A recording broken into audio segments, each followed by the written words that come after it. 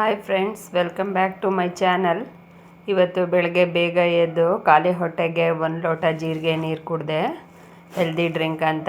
ನಂತರ ಸ್ವಲ್ಪ ತಲೆಗೆ ಕೊಬ್ಬರಿ ಎಣ್ಣೆ ಹಚ್ಕೊಂಡೆ.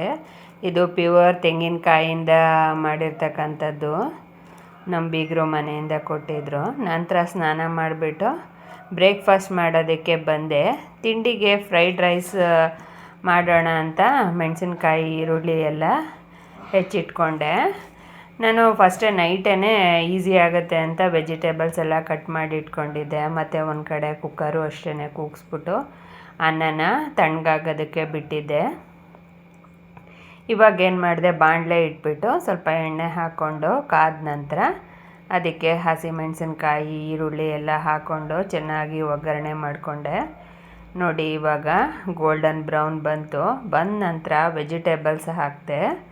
ಹಾಗೆ ಅನ್ನಕ್ಕೆ ಫಸ್ಟೇ ನಾನು ಸ್ವಲ್ಪ ಪೆಪ್ಪರ್ ಪೌಡ್ರ್ ಹಾಕ್ಕೊಂಬಿಟ್ಟೆ. ಏಕೆ ಅಂತಂದರೆ ಪೆಪ್ಪರ್ ಪೌಡ್ರು ಫಸ್ಟೇ ಹಾಕ್ಕೊಂಡ್ರೆ ಚೆನ್ನಾಗಿ ಹಿಡಿಯುತ್ತೆ ಮತ್ತು ಟೇಸ್ಟು ತುಂಬ ಚೆನ್ನಾಗಿರುತ್ತೆ ಅಂತ ಹೇಳಿ.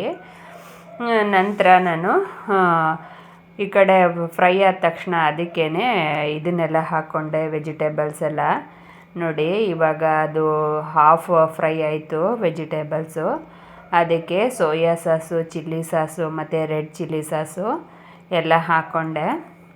ಚೆನ್ನಾಗಿ ಫ್ರೈ ಮಾಡಿಬಿಟ್ಟು ಅದನ್ನು ಅನ್ನಕ್ಕೆ ಹಾಕಿ ರುಚಿಗೆ ತಕ್ಕನಾದಷ್ಟು ಉಪ್ಪು ಹಾಕ್ಬಿಟ್ಟು ಚೆನ್ನಾಗಿ ಮಿಕ್ಸ್ ಮಾಡಿಕೊಂಡೆ. ನೋಡಿ ಎಷ್ಟು ಚೆನ್ನಾಗಿ ಬಂದಿದೆ ಅಂತ.